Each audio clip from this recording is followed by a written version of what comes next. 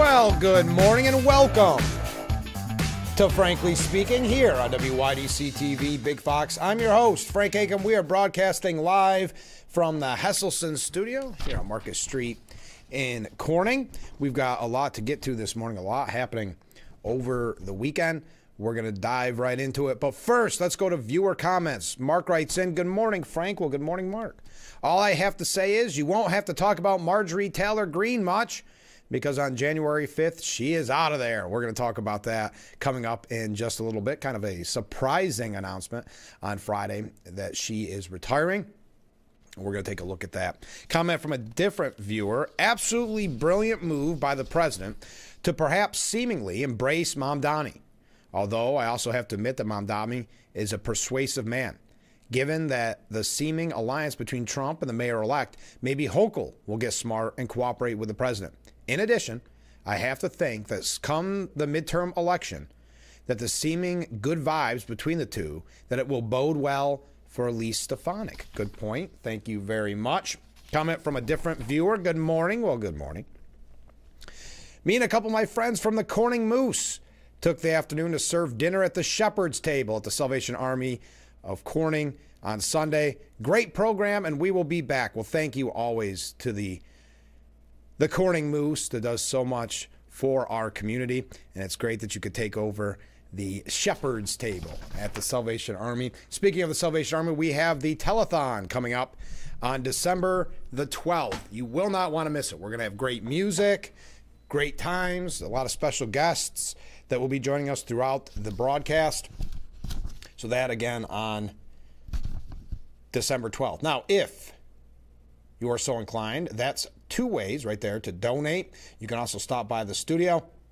We can put your money in the kettle that we have on our desk. We are trying to raise $6,000. We have a very generous donor who will match all of our donations up to $6,000. So our goal is to raise that ultimately $12,000 for the Salvation Army of Corning. This is becoming one of the biggest fundraisers that the Salvation Army of Corning has with the telethon. So it began last week, raising that money, trying to get to that $6,000 mark, so it will be matched by that anonymous but very generous donor. So if you normally give $100, it's like you'll give $200 if you donate to our telethon, and I would appreciate it very much. All right. Couple of things to get to this morning. First, there's no way to segue sometimes at the beginning. This is really interesting to me, though. James Patterson, the author, he believes Marilyn Monroe was probably murdered. Quote, I think that she was treading in very dangerous waters, end quote. She had these incredible relationships with President Kennedy and with Robert Kennedy and with Sinatra and with mafia figures. They told her stuff, and she kept track of it. She had information that was kind of dangerous. Patterson is speaking about his upcoming book, The Last Days of Marilyn Monroe, a true crime thriller, which revisits the rise and fall of Hollywood's most legendary blonde bombshell. It's a story that keeps on giving, even 63 years after Monroe's body was found in her Spanish-style four-bedroom Brentwood home, pill containers on the nightstand, and an empty bottle of Nembutal on the floor. Her death at the age of 36 remains one of pop culture's most enduring fascinations, a historical saga well-suited for our conspiracy-addled minds. Well, The Last Days of Marilyn Monroe, which hits the bookshelves December 1st, and is co-authored with British writer Imogen Edwards-Jones, joins a gazillion other narrative explorations of the late actress born Norma Jean Mortensen. Patterson said, a lot of people don't know the story. There's a lot of stuff I didn't know. The 11 foster homes, the fact that she had a pretty bad stutter when she was a kid. I didn't know I didn't know much about the death scene, but the autopsy not being as complete as it should have been, that one of the detectives was convinced the scene was staged. The key is a lot of people know about her a bit, but not that much. You'd be surprised. The same could be said of Patterson. You know him as a reigning maestro of thriller fiction and one of the world's best-selling authors, but maybe you're not familiar with his doctoral studies at Vanderbilt or his early career on Madison Avenue. Anyway, we don't have to go into all that, but that'll be very interesting. The Last Days of Marilyn Monroe. Okay. Americans' happiness is at a record low, according to Market Watch. America's inability to save what they want, more so than the inability to spend what they want, is impeding financial happiness. Now it says here, where's the exact numbers? I thought I had the exact numbers here. Anyway, they go through specific examples, but America's happiness is now at a record low. Are we just using our money the wrong way? They ask. All right, there's a couple quick things that there's no real way to segue to. Now, Marco Rubio and Steve Witkoff was scrambling yesterday to get the White House's controversial 28-point Ukraine peace plan back on track after facing bipartisan criticism that it was nothing more than a Russian wish list. Ahead of a key meeting in Geneva, Zelensky and European allies raised major concerns about the proposal, which would force Kiev to make massive territorial concessions. Rubio, Witkoff, Army Secretary Dan Driscoll, Jared Kushner, and several other U.S. officials huddled in Geneva on Sunday with Ukraine's delegation to go over the blueprint to end the war in what was reportedly a tense meeting at times. Ultimately, the U.S. agreed to make changes to the plan and seemingly appeased Ukraine's concerns. The White House said in the statement, Ukraine representatives stated that based on the revisions and clarifications presented today, they believe the current draft reflects their national interests and provides credible and enforceable mechanisms to safeguard Ukraine's security in both the near and long term. Both sides agreed the consultation were highly productive. The discussions showed meaningful progress toward aligning positions and identifying clear next steps. They reaffirmed that any future agreement must fully uphold Ukraine's sovereignty and deliver a sustainable and just peace. As a result of the discussions, the parties drafted an updated and refined peace framework. Now, earlier in the day, Rubio told reporters, "I'm not going to speculate. I feel very optimistic that we can get something done here. Obviously, the Russians get a vote." Looming over the talks was mass confusion over the origins of the plan to end the bloody war in Ukraine, and reports that the Trump administration threatened to cut off aid if Kiev didn't accept. Now, according to a joint statement on the United States-Ukraine meeting, the White House released this. On the 23rd of November 2025, representatives of the United States and Ukraine met in Geneva for discussions on the U.S. peace proposal. The talks were constructive, focused, and respectful, underscoring the shared commitment to achieving a just and lasting peace. Both sides agreed the consultations were highly productive. The discussions showed meaningful progress toward aligning positions and identifying clear next steps.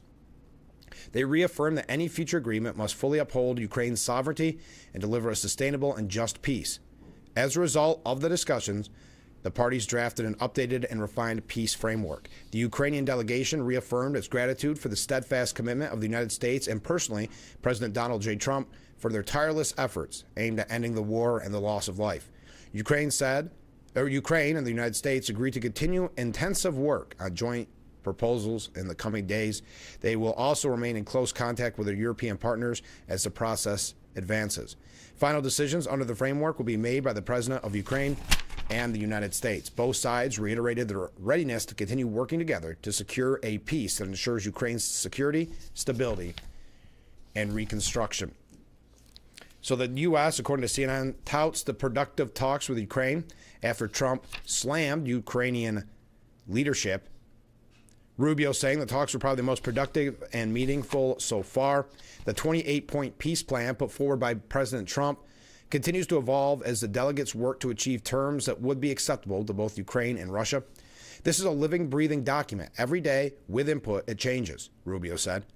The items that remain open are not insurmountable. We just need more time than we have today. The U.S. proposal had attracted bipartisan criticism for its concessions to Russia. The plan puts pressure on Kiev to cede territory, limit its military size, and promise not to join NATO in exchange for an end to the war, all long-standing Kremlin demands. Amid the scrutiny, a U.S. State Department spokesperson maintained that the proposal was authored by the United States with input from both the Russians and the Ukrainians. The White House on Sunday said revisions and clarification were made to the proposal with input from top U.S., Ukrainian, and European officials in Geneva, adding that the Ukrainians believe that the current draft reflects their national security interest. Now, the New York Post editorial board, oh my goodness, all these waves I'm missing. Thank you. Said negotiators from the Trump administration gave Ukraine an ultimatum last week. Accept this deal or the next one will be worse. It's tough to see how. The 28-point peace plan fattens Ukraine up for a reinvasion, handing Russia swaths of territory that it failed to take despite an avalanche of men, money, and arms. If allowed by a treaty to jump the front of the lines, a Russian force rejuvenated by the United States would face a Ukraine neutered by it. An army no greater than 600,000 men, fighter jets parked outside the nation, and in return, only point number 5, Ukraine will receive reliable security guarantees. How vague is that? Especially considering Ukraine will be banned from joining NATO. It is no guarantee at all, and Russian dictator Vladimir Putin and Ukrainian President Zelensky know it. It is admirable that President Trump wants the killing to end, but why is he and Special Envoy Steve Witkoff falling for this Russian propaganda? Putin argues that Ukraine will eventually crumble, so let's skip to the end. But Kiev has more than held its own for 4 years and has done the West an enormous favor by weakening our geopolitical foe, reducing Vladimir Putin's offensive to an inch-by-inch slog. The war may be at a stalemate, but is not an inevitable Russian victory, and even then, perhaps, maybe no victory at all. Putin may bluster, but sanctions do bite and raise the specter of unrest under his dictatorship. He dreamed of a new Russian empire, but at 73, time is not on his side. Ukraine was supposed to fall quickly, yet Kiev's drones and missiles have done spectacular damage to his oil and gas infrastructure. The Europeans are the ones paying for those arms and giving our military manufacturers a huge boost in the process. Ukraine, with the help of the United States and European Union, holds the cards, as Trump says. Why not use them? We're not calling for endless war nor encouraging the start of World War III, but aiding Ukraine does not invariably lead to that end, despite the propaganda podcasters paid by Russia to claim and encourage total surrender. Putting pressure on Putin isn't escalation. It's about a fair peace. Just weeks ago, the U.S. approved sales of Patriot launcher upgrades to Ukraine. Trump recently sanctioned Russian oil giants Rosneft and Lukoil. These new measures are just starting to take hold. Putin already rejected overtures in Alaska. The sudden push for a new deal shows that behind the bluffing there is desperation. At least the United States must use its leverage to get a better deal than the one being offered. Freeze the battle lines where they are now. Don't give Russia territory it doesn't have. If fighter jets must move to Poland, don't put caps on Ukraine's armed forces. Rather than a vague security guarantee, put a U.S. military base in Ukraine, a deterrent and a reassurance. Mr. President, we know you're no fan of former President Joe Biden, who left you with this mess, or Zelensky, whom you don't seem to like. But this isn't personal. This is about wars, or the peace of the future. Let's be clear, this may be Biden's war, but it will go down as Trump's peace deal. History shows that every time peace-loving powers give a strong man what he wants, he just takes more. A Russia allowed to rebuild under the lopsided peace plan will simply wait to take the rest of Ukraine in 2 or 3 years, then threaten the rest of Europe. American first does not stop at our borders, as the president understands. An emboldened Russia only helps China, only helps destabilize the world and the prosperity we enjoy. Europe and Ukraine met on Sunday discussing changes to the agreement. Mr. President, you have indicated that the 28-point plan is a framework that can be changed. Good. Ukraine asking for flexibility and some concession is not a rejection of the deal. It is a necessary negotiation. Future generations won't remember a forced treaty as a triumph. It will be capitulation. If this peace plan doesn't evolve into something far more even-handed, history will not be kind to President Trump. There are no Nobel appeasement prizes. Stand up for Ukraine and a peace that does not reward the warmonger. Now, Colin Freeman says a harsh realities a weakened Ukraine must face as scandal and trouble looms over Zelensky's regime. So your thoughts on that this morning? We've got a lot of other things to get to. I wanted to start the program off with that because I didn't want to forget. Well, we have so much we're going to talk about. Keep those waves, keep those comments coming in, and we will be right back after this. An albino baby buffalo was was born. Nearly 500 kilos of cocaine has been seized in a bust. Thousands lined the pier at Seneca Harbor. Race weekend brought thousands to Watkins Glen International. Hundreds and horseheads joined other cities around the country on Saturday for the No Kings protest. Day one of the National Glider Competition. Severe flooding has caused major disruptions in parts of Steuben County. Throughout the year, prison reform has become a priority around New York State.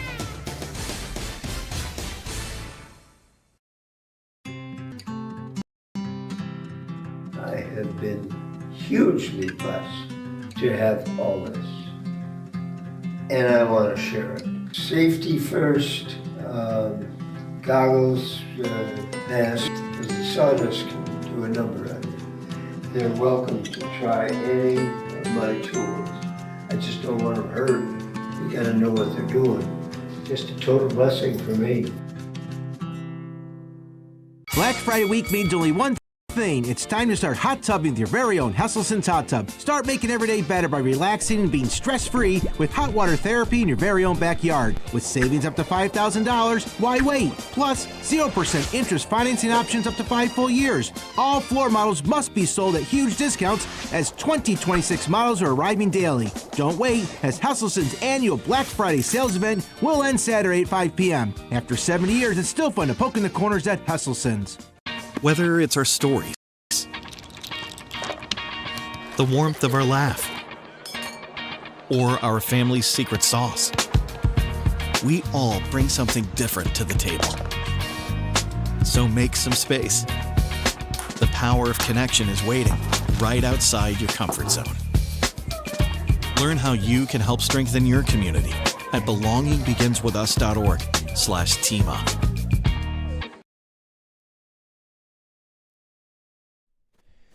The Frankly Speaking Roof Cam, brought to you by Boss Security in Horseheads. Contact them today for all your business and home security needs. We are back, broadcasting live from the Hesselson studio.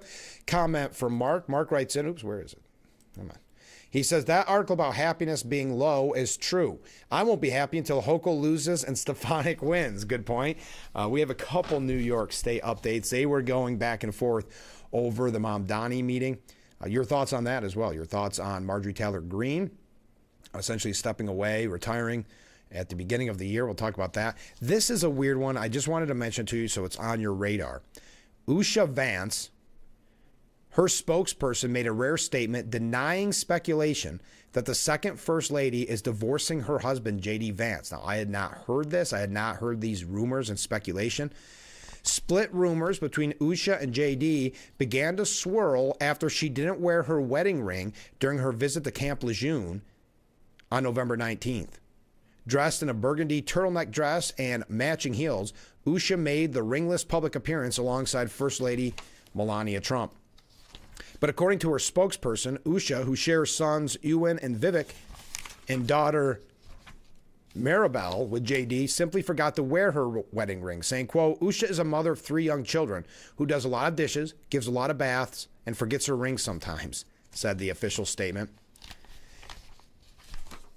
The recent split rumors were also fueled by JD's hug with Erica Kirk at a Turning Point USA event last month, which went viral. Kirk, the widow of right-wing political activist Charlie Kirk, who was shot and killed in September, gave the politician a warm embrace on stage, prompting chatter on social media. No one will ever replace my husband, but I do see some similarities of my husband and JD. And Vice President J.D. Vance, I do, she told the crowd. Erica previously praised Usha for her support at Charlie's memorial service. She told me, you will get through these 15 minutes and the next 15 minutes after that. Usha, I don't think you realized it then, but those words were exactly what I needed to hear. JD also caused controversy in October when he said he had hoped Usha, who was raised in a Hindu family, would eventually convert to his Catholic faith. So speculation there, something I, again, was not on my radar, and I don't know if it was on your radar, so I wanted to pass it along to you. So Marjorie Taylor Greene, we've been talking a lot about her lately. She said that she is going to resign at the beginning of the year. Donald Trump once again called Marjorie Taylor Greene a traitor. This was on Saturday. In a Saturday Morning Post on Truth Social, Trump said Marjorie Taylor Brown, because of plummeting poll numbers and not wanting to face a primary challenger with a strong Trump endorsement, where she would have no chance of winning, has decided to call it quits. Her relationship with the worst Republican congressman in decades, Tom Massey of Kentucky, also known as Rand Paul Jr. because he votes against the Republican Party and really good legislation, did not help her. For some reason, primarily that I refused to return her never-ending barrage of phone calls, Marjorie went bad. Nevertheless, I will always appreciate Marjorie and thank her for her service to our country. Later, asked by a reporter if he would forgive Marjorie Taylor Greene, he said, "Forgive for what? No, I just disagreed with her philosophy. She started backing perhaps the worst Republican congressman in our history, just, a stupid person named Massey. And I said, go your own way. And once I left her, she resigned because she would never have survived a primary. But I think she's a nice person." In a lengthy statement posted to X, Greene cited her growing disillusionment with Washington politics, blasting what she called a corrupt political industrial complex that she said uses Americans as pawns in an endless game of division. Americans are used by the political industrial complex of both political parties, election cycle after election cycle, in order to elect whichever side can convince Americans to hate the other side more. And the results are always the same. Nothing ever gets better for the common American man or woman. Greene, one of President Trump's fiercest defenders, acknowledged that his recent public break was hurtful, but said her faith and convictions remain intact. Trump has called Greene wacky and a ranting lunatic. She wrote, "My heart remains filled with joy, my life is filled with happiness, and my true convictions remain unchanged because my self-worth is not defined by a man, but instead by God who created everything in existence. I will be resigning from office with my last day being January 5th, 2026. I'm going back to the people I love." Now, they've already speculated that she may think about running for president. And if you look at the betting lines, because some people do, they had it up on, I think, Drudge Report, but I can't remember. They had the betting lines, and she's actually in third behind J.D. Vance, then Marco Rubio, and then Marjorie Taylor Greene in a presidential run, whatever you think of that. Now, Trump also wrote that the GOP has never been so united as it is right now. Other than Rand Paul Jr., Massey, Marjorie Taylor Brown, and a couple of other lowlifes, and other than the fact that many want the election-threatening filibuster terminated, the Dems will do it the first minute of their first chance, and some don't. There's a great spirit and cohesion. The president also claimed that the Republican Party is much bigger than it was before he launched his first presidential campaign in 2015. Many millions more members. We now have the strongest border ever, biggest tax cuts, the best economy, highest stock market in the U.S. history, and so much more. But the best is yet to come. Vote Republican. So your thoughts on Marjorie Taylor Greene resigning? Kind of, I would say, a surprise. I could see her maybe not running for re-election, but to resign at the beginning of the year came as quite a surprise. We're going to talk about it more in depth here after this break. Hey, by the way, don't forget, today is that VFW Post 524 Smash Burger Night. It is today from 3 p.m. until it is gone. Eat in or take out, 281 Baker Street in Corning. It's $10 for a double smash burger with fries, $12 for a triple with fries. And for their Toys for Tots fundraiser, bring a $10 unwrapped toy and receive a $3 drink coupon. So there you are, the Smash Burger Night today at VFW Post 524. All right, let's take a short break, and we will be back with Frankly Speaking here on WYDC TV, Big Fox.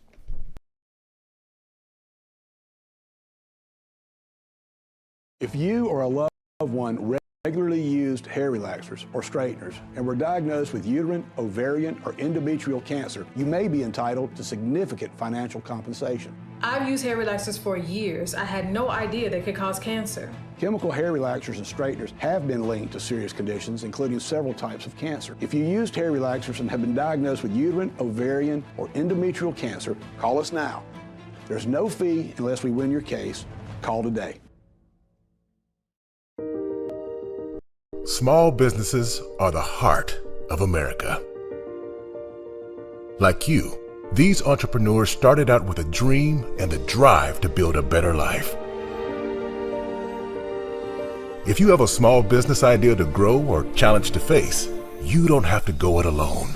Since 1964, SCORE has helped millions of entrepreneurs build their businesses. Today, they are the nation's largest nonprofit source of expert mentoring, resources, and education.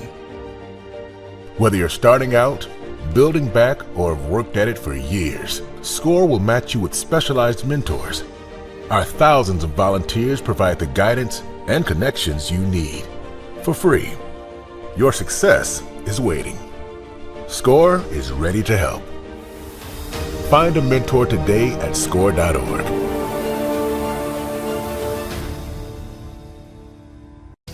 Big Fox 10 p.m. News is the first primetime local news for the Twin Tiers. Our reporters, Haley and Dante, scour the southern tier to bring you up-to-date news regarding local businesses, economics, and how national decisions impact our area. If you're not near a TV, don't worry. You can also catch our 10 p.m. news live on WYDCTV.com/livestream. Don't miss Big Fox 10 p.m. news on WYDC, on TV, or our website.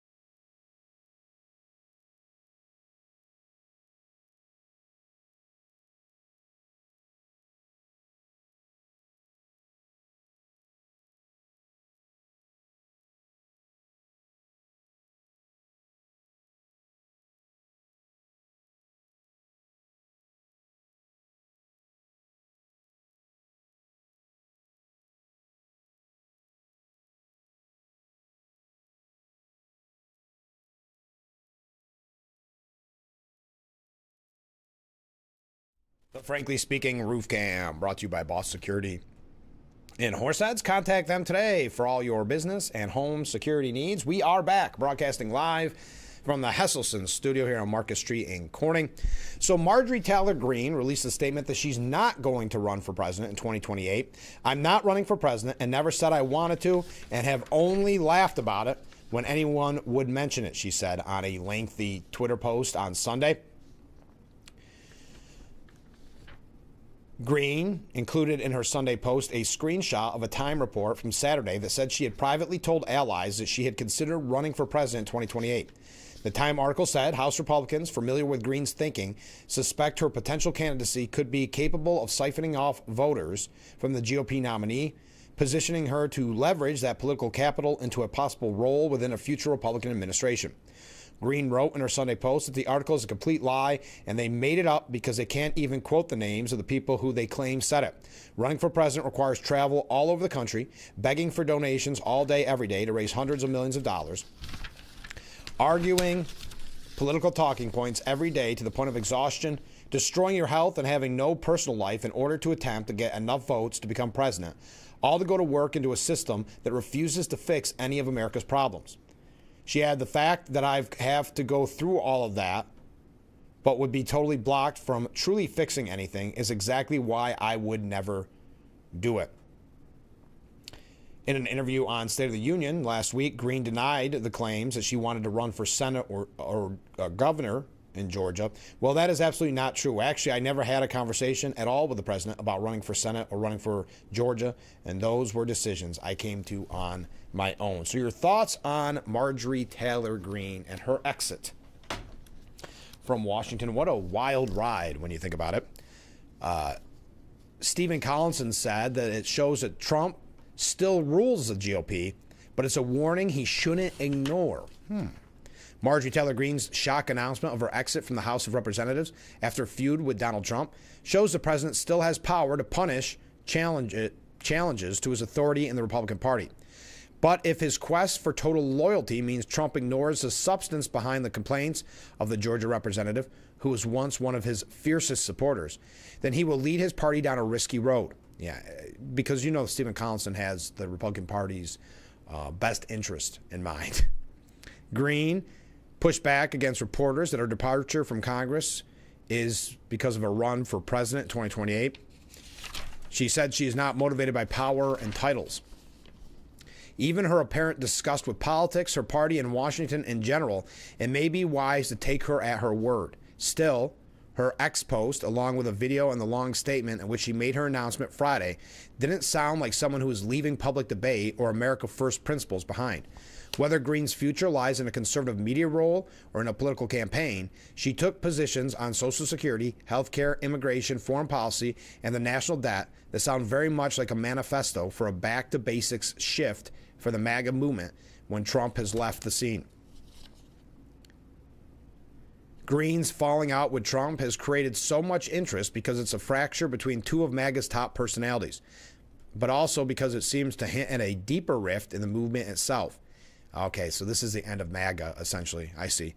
And since she was once an enthusiastic player in the toxic politics pioneered by Trump, and for which she apologized on the State of the Union last week, Greene's turn may hint at a wider fatigue for the drama and bile that Trump whips up every day.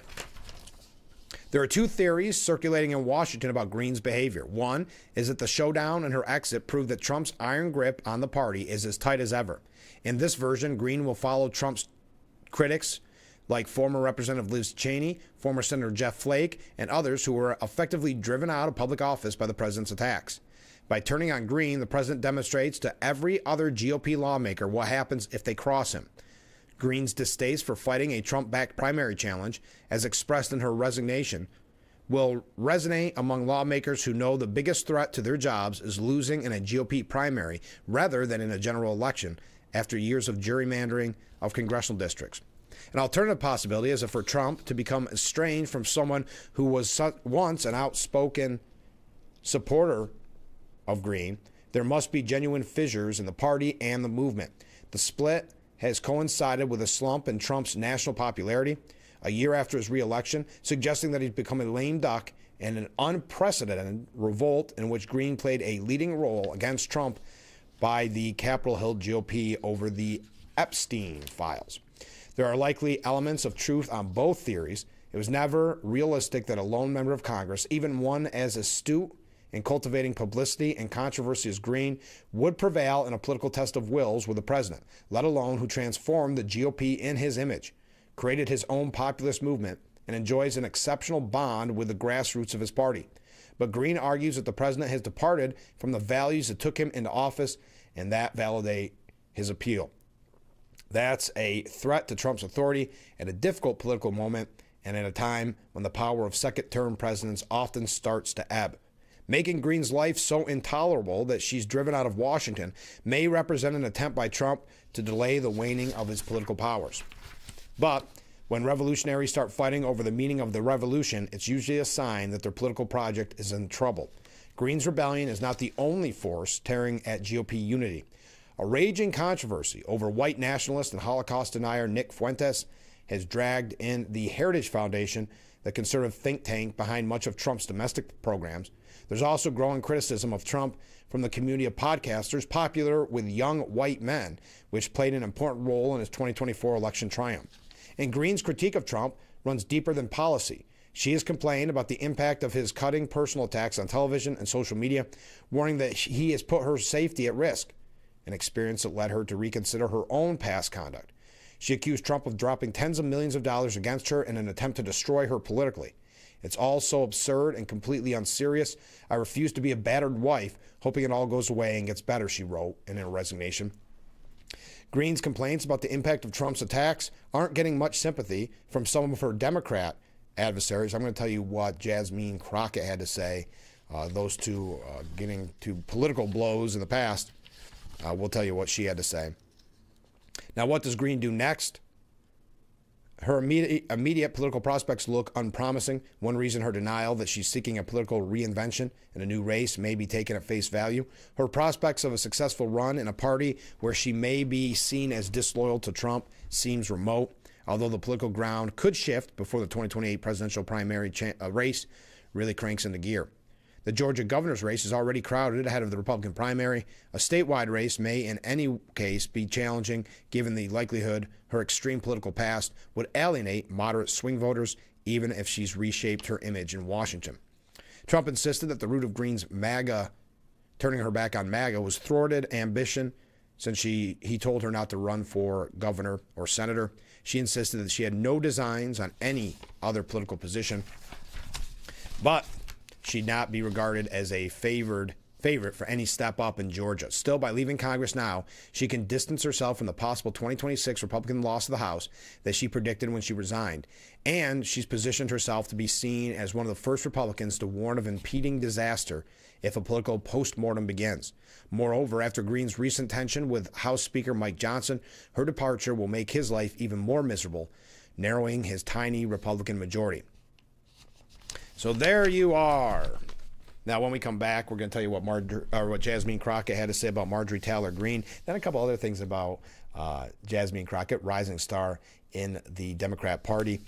Kristen Fleming at New York Post wrote, Jasmine Crockett is on a cringe streak, and I'm here for it, she said. We're going to tell you about that coming up in just a little bit, so stay with us. We'll be right back with Frankly Speaking after this. I'm Marion Crawford. I've lived here for 70 years, but I do fine right here in my house, and I want to be here as long as I can be. And I feel comfortable knowing that if something happened to me, someone would know because of the cameras that are installed in various spots in my home.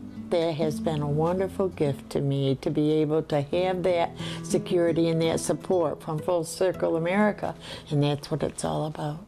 Black Friday week means only one thing. It's time to start hot tubbing with your very own Hesselson's Hot Tub. Start making every day better by relaxing and being stress-free with hot water therapy in your very own backyard. With savings up to $5,000, why wait? Plus, 0% interest financing options up to 5 full years. All floor models must be sold at huge discounts as 2026 models are arriving daily. Don't wait, as Hesselson's annual Black Friday sales event will end Saturday at 5 p.m. After 70 years, it's still fun to poke in the corners at Hesselson's. Do you know that children growing up with poor air quality have smaller lungs and higher rates of asthma than children that grow up with good air quality? And unfortunately, poor communities have poor air quality. IQ Air Foundation is working to change this. Today, the IQ Air Foundation provides filtration technology to schools with poor air quality through our Clean Air for Kids program.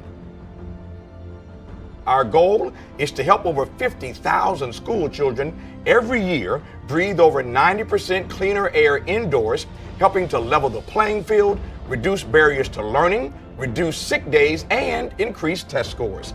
Mitigating poor air quality is key to environmental justice. Help Clean Air for Kids reach more children at IQAirFoundation.org.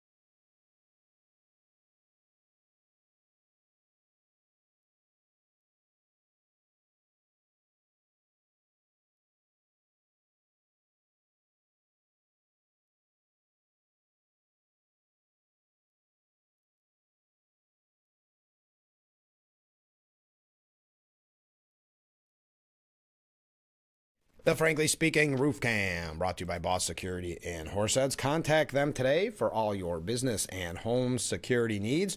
We are back, broadcasting live from the Hesselson's studio. Let's go to some viewer comments. Here we go. Marjorie Taylor Greene needs to ride off into the sunset. She does not have the smarts to be president. She flip-flopped on issues since she's been in Congress. She is a wannabe diva, and she inserted herself into MAGA to gain attention. She was never considered a MAGA superstar. Yeah, I think that's overhyped. They always made it sound like she was a MAGA superstar, but it's one of those people that they attach to MAGA where you say, wait a minute, when did that happen? When did she become a leader in the MAGA movement? Because I'm with you. She never was considered a MAGA superstar. Anybody that says they're with Jasmine Crockett has to be as dumb or dumber than she is. Oh, yes, I did. Yes, and then this viewer asked, did you see what Dr. Jeffrey Epstein said in response to Jasmine Crockett's nonsense? She said he may donate to her just to get his name on her donor list. Yes, I brought that up right at the end of Friday's show. The New York Post tracked down Dr. Jeffrey Epstein, the one that Jasmine Crockett tried to say that Lee Zeldin took donations from Jeffrey Epstein, obviously a different Jeffrey Epstein. She didn't. Her clarification made it even worse. We're going to tell you a little bit about what Kristen Flemings calls a kind of a cringe streak, this uncomfortable back and forth with Jasmine Crockett. But Jasmine Crockett roasted Marjorie Taylor Greene for quitting. Honestly, I was like, you have got to be kidding me, she said on State of the Union. You're on the other side of the president for 1 week and you can't take the heat? Imagine what it is to sit in my shoes, to not only be the opposite side of him, but to have people like her who are constantly fanning the flames of hate. Wow, Jasmine Crockett is very full of herself, isn't she?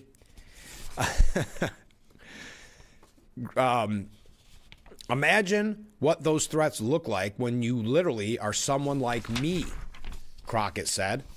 This really speaks to the fact that Marjorie, who has been an instigator of a lot of this hate that we see as it relates to the MAGA movement, it's just interesting that I don't know if she really fully understood how bad she was making it for other people. Both Crockett and Greene gained a reputation for being bombastic members of the House, particularly during high-profile committee hearings. Famously, during a House Oversight Committee hearing last year, Crockett bashed Greene as a beach blonde, bad-built, butch body during a markup on a resolution to hold then Attorney General Merrick Garland in contempt of Congress. Greene had provoked Crockett by chiding her about her fake eyelashes are messing up what you're reading. Right after Greene's retirement announcement, Crockett had publicly suggested the two could bury the hatchet and work on a safety legislation for certain members of Congress facing threats. All right, there you go. Jasmine Crockett. Now, we talk about her quite frequently. Well, Kristen Fleming says Jasmine Crockett is on quite a streak of shamelessness. One might say a generational one. In that dubious category, the Democrat representative from Texas reigns supreme in Washington, D.C., even in a week when President Trump told a reporter, quiet, piggy. It's something to behold. She's so constantly and ridiculously on the wrong side of objective truth, even CNN hosts are regularly swatting her down. On Wednesday, she attempted to pull a gotcha on Republicans accusing them of having a very cozy transactional relationship with pedophile Jeffrey Epstein, who died in 2019. On the House floor, Crockett declared, "We're going to expose it all." Narrator, she only exposed her backside and her incompetence. The lefty politician was trying to cover for her pal, Delegate Stacey Plaskett, who was facing censure from Republicans after text messages revealed she was literally being coached by Epstein as she questioned former Trump fixer Michael Cohen in a 2019 House Oversight Committee hearing. The 44-year-old rattled off GOP politicians who had received donations from a Jeffrey Epstein, including Mitt Romney, the late John McCain,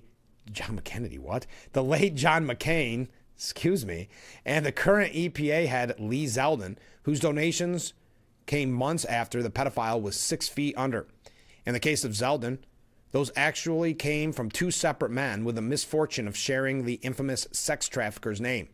Yes, Crockett, a physician named Dr. Jeffrey Epstein, who is a totally different person than the other Jeffrey Epstein, donated to a prior campaign of mine, Zeldin wrote.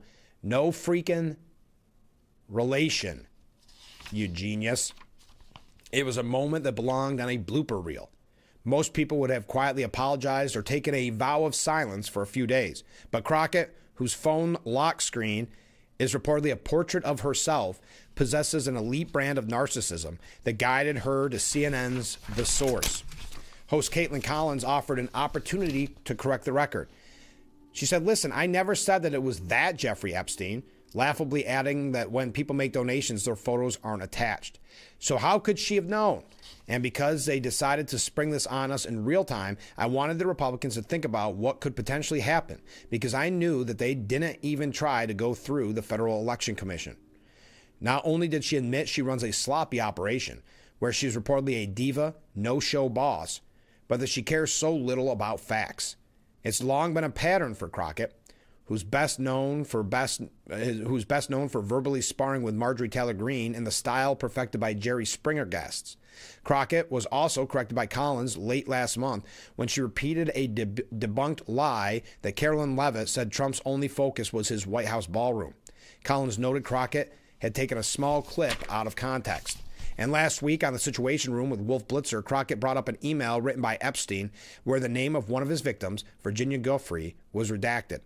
Obviously, it's redacted who the victim is, so I won't necessarily take the Republicans' word on who it is that's redacted, she said, accusing Republicans of blacking out Giuffre's name. CNN anchor Pamela Brown chimed in, correctly saying the Democrats did that, though. Rattled, Crockett said the victims are her biggest concern, but she doesn't care about protecting victims of sex trafficking, nor does she seem interested in fighting for her constituents. She's deeply and solely committed to the growth of her personal brand and online profile, a point made in a July profile of her in The Atlantic. In it, the writer points out that a clip of her going after ICE raked up more than 797,000 views on YouTube. The author cracks, I know this because she told me. Even her own staffers told the Post Crockett wants to be an influencer and only shows up if there's a camera. And I applaud CNN for providing that close-up night after night so she can continue to reveal the buffoon she truly is. That is Kristen Fleming, excuse me. All right, we've got a lot more to get to. Stay with us. A couple things about AOC, a couple New York State issues. Boy, this show's going fast. We'll be right back after this. Oh, nope. Which break is it? Hold on. Oh, there we go. Right after this.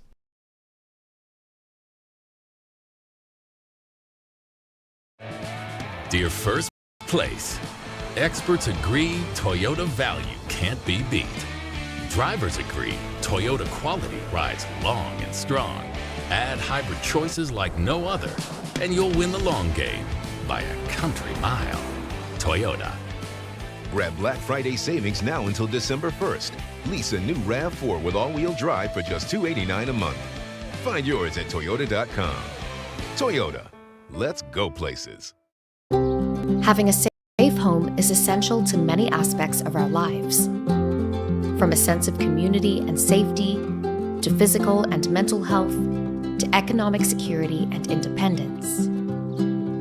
Most homes in our communities are not accessible and are not designed to accommodate the changes that come with age, including the risk of falling.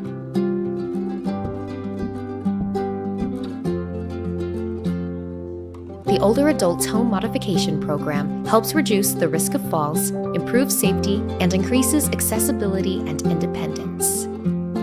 Through this program, Rebuilding Together works with older adults to provide no-cost preventative home repairs so our neighbors can safely age in place in the homes and communities they love. To learn more, visit rebuildingtogether.org/safeathome.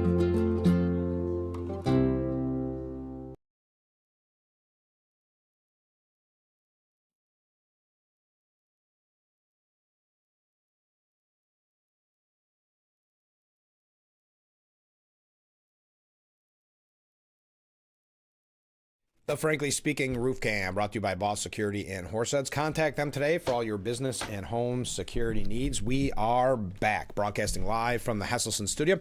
Comment from a viewer. Good morning, Frank, from the wilds of Caton. Well, thank you very much. I think it is interesting to compare Greene to AOC.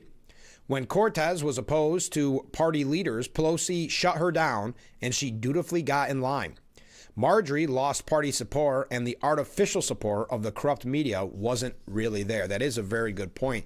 Now, AOC, speaking of, good way to segue, Power-hungry squad member, Representative Alexandria Ocasio-Cortez, cooked up a new way to have her cake and eat it too this Thanksgiving.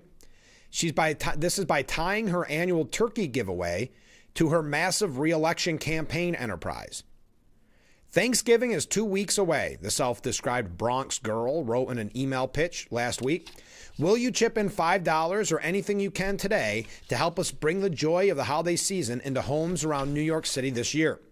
But clicking on the contribution link sends people directly to a campaign fundraising page operated by Act Blue, where donors are prompted to make a one-time or reoccurring monthly donation. Selecting a dollar amount brings a disclosure that the appeal is paid for by Alexandria Ocasio-Cortez for Congress and a reminder that donations are not deductible as charitable contributions. Like dozens of politicians across Gotham, AOC has given away hundreds of turkeys since 2019, but as rumors swirl about her run for Senate or even the White House in 2028, she decided to change her fundraising recipe. Instead of having supporters send donations directly to community organizations organizing turkey drives, like she did in 2021, when she reported raising $33,000 for 3 local charities, she's having people send money to her campaign. A campaign is not supposed to be a pass-through for charitable work, said former city council minority leader Joe Borelli. What if she'd raised enough money for 1 million turkeys? Would she buy 1 million turkeys, or would she keep $990,000 for a campaign and then throw the rest of the turkeys out the back of a truck and take a photo op? This is a clear case of why a campaign is not a charitable organization. City Councilman Robert Holden, a Democrat from Queens, who hosted turkey drives of his own without seeking donations from the public, agreed.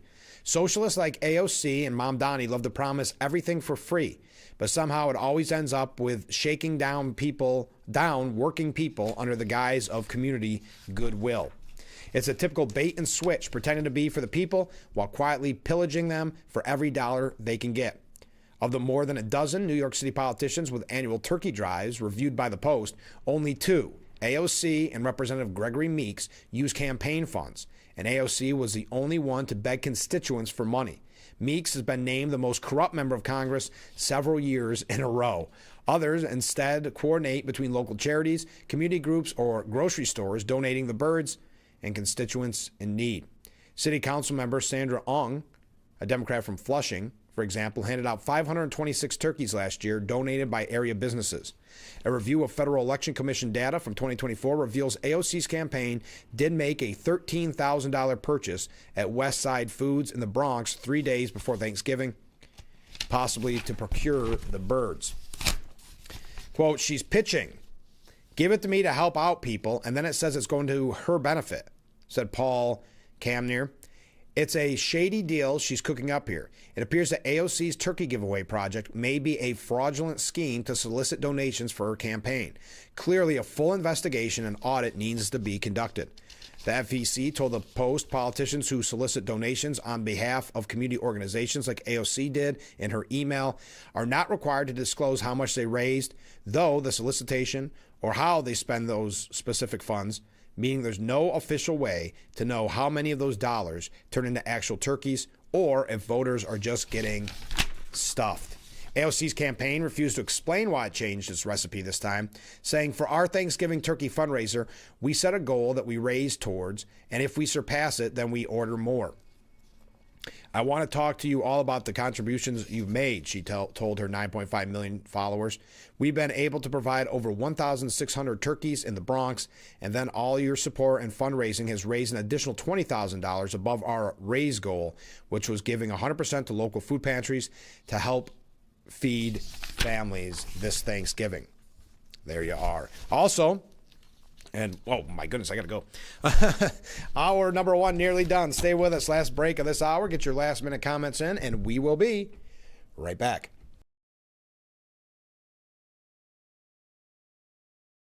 When you're online, don't forget to visit our Facebook page at Big Fox News. Catch up on news from the Twin Tiers. Vote on the daily question and hear about local events. All on Facebook.com/Big Fox News. You lather, rinse, moisturize, repeat, and repeat. But it never feels like enough. It's not your products. It's your water. Hard water leaves a mineral residue that clogs pores and dries out hair. Culligan water softeners remove damaging minerals, revitalizing brittle hair and dry skin.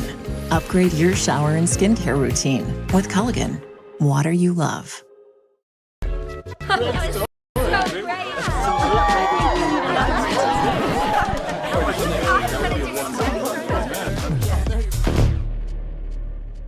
Alcoholics Anonymous. For more information, visit aa.org. There have always been a few, ready to fight and win. Since 1775, these few have been Marines, and they come from across this land to defend the future of our nation. This year, our Corps celebrates 250 years, and Marines are proud to serve this country, each other, and all that is still to come for America.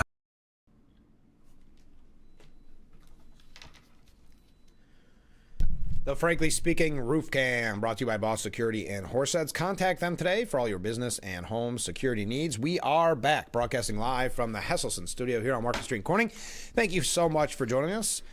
Nearly wrapping up our number one. But now they ask the question, because we were talking about AOC. AOC built her own political machine.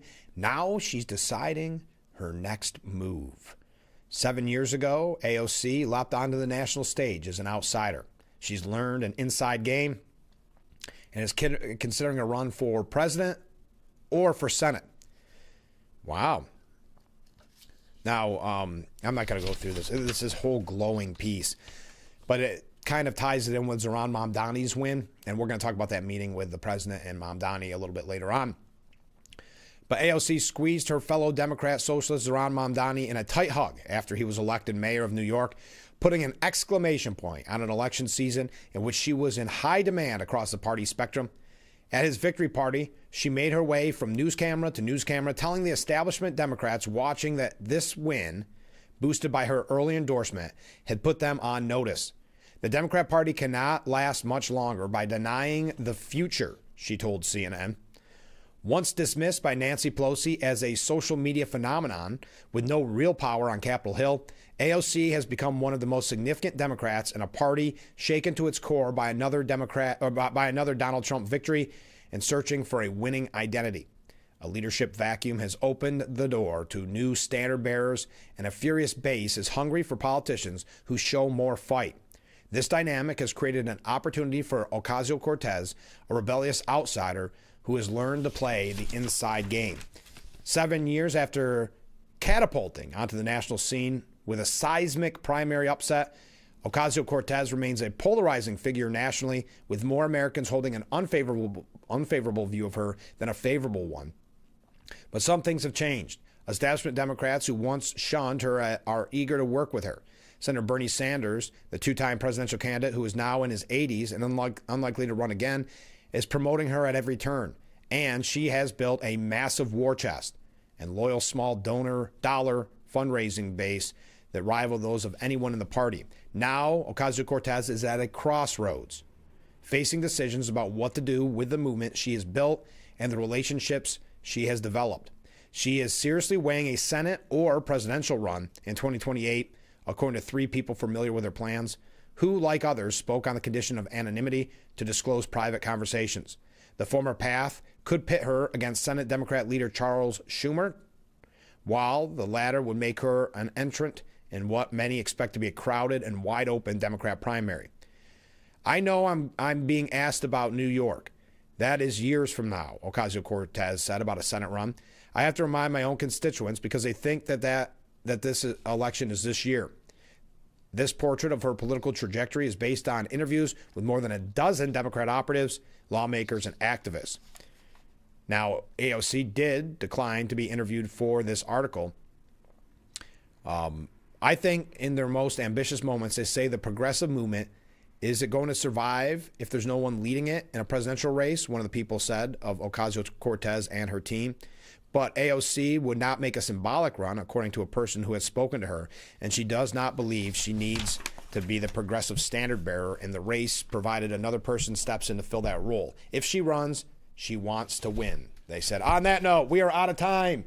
Hour number 2, moments away. Your thoughts about AOC running for Senate or for president. We got a lot more to talk about. We're going to talk about Mamdani when we come back. Stay with us.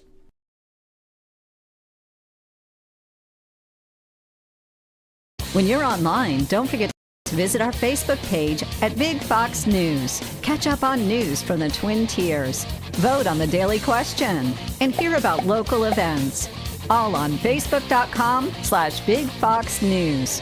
The Black Friday sales event is here. Blaze Alexander Family Dealerships in Mansfield. Get savings up to $9,000 off MSRP on brand new Ford Super Duties. Or experience $13,000 off MSRP on select new 2026 Ram 1500s. And don't miss up to $12,000 off 2025 Chevy Silverado 1500s. Enjoy our lowest price guaranteed and get a 55-inch smart TV with every purchase now until the end of the month. So save some green off Route 15 in Mansfield where we're taking the deals the other guys won't.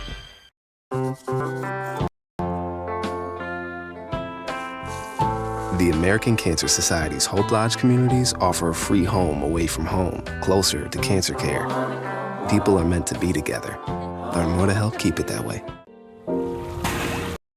Thousands of North Atlantic right whales used to swim along the east coast of the United States and Canada. Collisions with ships and entanglement in fishing gear are killing these magnificent animals every year. They could go extinct in your lifetime. But there's hope. If we act now, before it's too late, join Oceana to save North Atlantic right whales from extinction.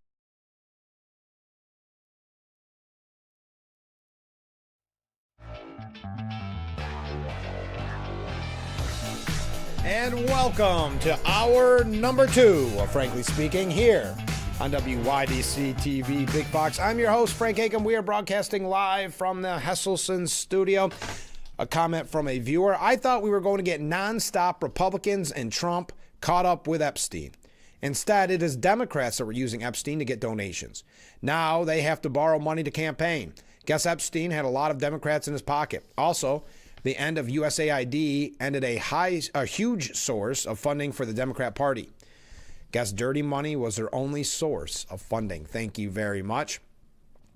Now, Mamdani, this was interesting. The meeting between Trump and Mamdani, from shocked to bemused to barely surprised. New Yorkers voiced a gamut of reactions after watching President Trump's unexpected embrace of Mayor-elect Zohran Mamdani in the Oval Office on Friday.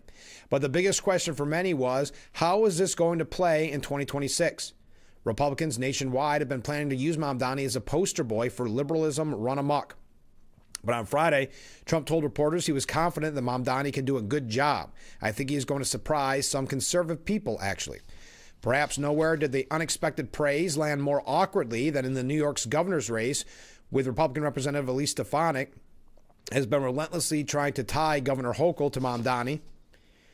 Immediately following Friday's press conference, Stefanik dug in further. She posted a short note on X calling Mamdani Kathy Hochul's jihadist and saying she'd have to agree to disagree on this one with the president, a rare departure from someone whose political identity is largely defined by Trump's Make America Great movement. Hochul hit back, saying she is full of, we'll say, baloney. I'm sorry, I mean, she really is. This is such an extreme position. She's even more extreme than Donald Trump. I didn't think that was possible. As for the meeting itself, Hochul said she wasn't terribly surprised by what unfolded. She said it was always her hope the president would see in Zohran Mamdani someone who can lead the city, who is focused on public safety, who is working on affordability and quality of life issues, and to give the president, who is a New Yorker, who cares about the city, the confidence to know that he can lead. Chris Coffey, a political strategist who worked for Mayor Michael Bloomberg, said Trump's change of tone was politically expedient and that it could undermine Stefanik's gubernatorial bid. Republicans are still shaking off the government shutdown and the Democrat election victories in New York, New Jersey, and elsewhere earlier this month. And so the political winds have changed a little bit, Coffey said.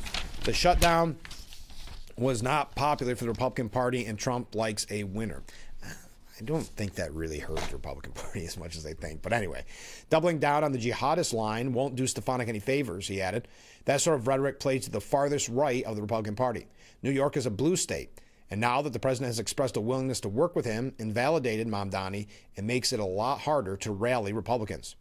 Mayor Bill de Blasio also noted, former Mayor Bill de Blasio, also noted that the encounter served Trump's immediate political needs, citing his declining poll numbers and the fallout from the recently released Epstein files. For Mamdani, it was the right thing to do as a leader, but I know he went into it with no illusions about Trump.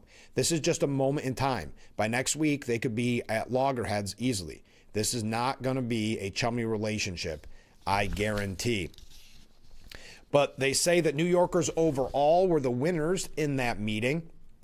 Too often, when two politicians meet, the conversation rarely extends beyond them, Mamdani said.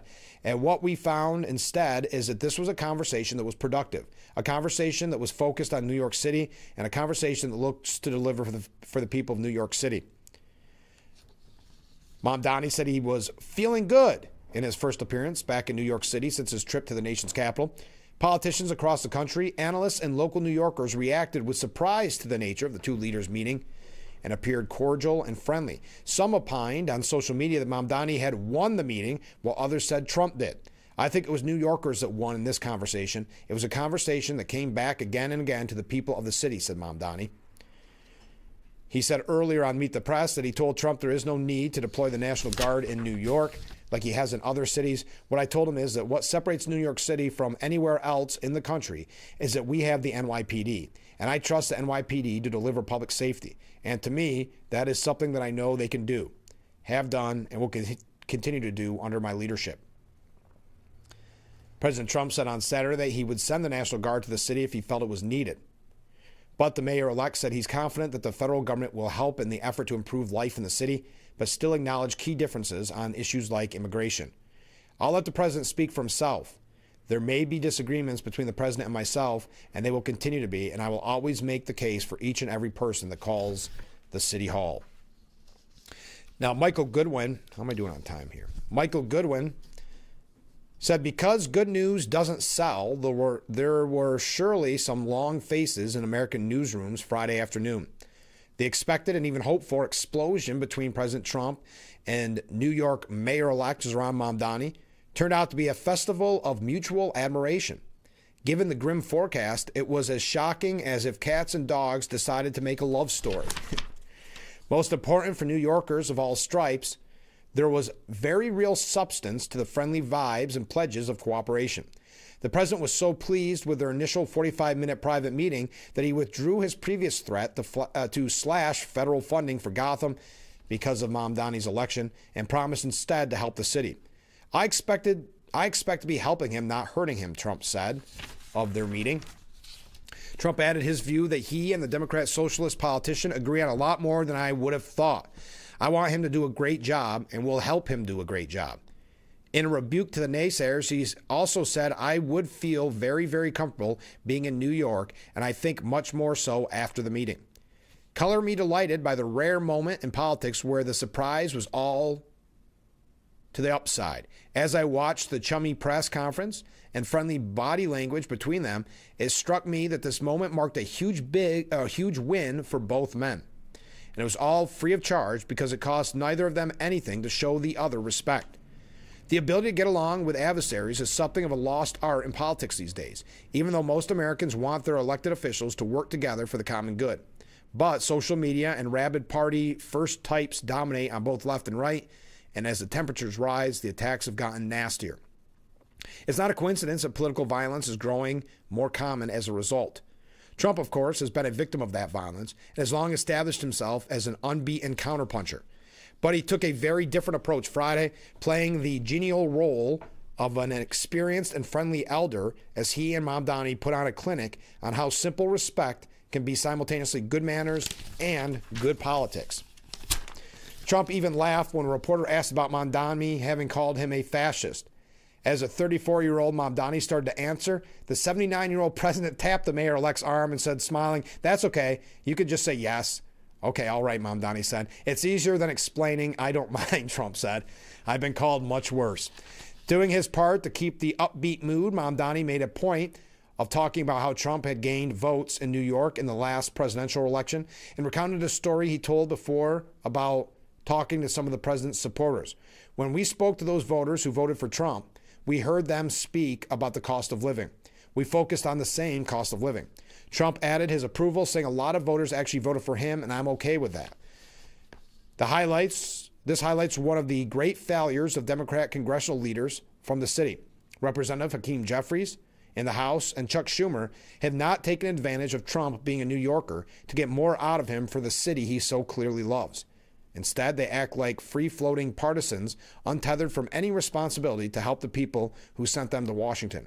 They are Democrats first and New Yorkers second. Hopefully, the new mayor will not make that same mistake. As for crossover votes, Mamdani's smartest move was to brand the cost of living issue with a catchy name, calling it the affordability crisis, because it is undeniable that the price of everything in New York is going through the roof. His opponents were stuck trying to play catch-up on his turf. As is usually the case, the candidate who best defines the most common issues wins. Unfortunately, the victor's solution in this case is straight out of the socialism playbook. Raise taxes on the wealthy and businesses to provide more free services to more New Yorkers. It's effectively a ramp-up continuation of the high-spending, high-tax policies that created the current crisis and drove hundreds of thousands of New Yorkers to other states. More of the same, this time on steroids, is likely to bring more pain than gain and even larger exodus. Still, it's no small matter that Trump himself is engaged in a new effort to tackle the cost of living nationally.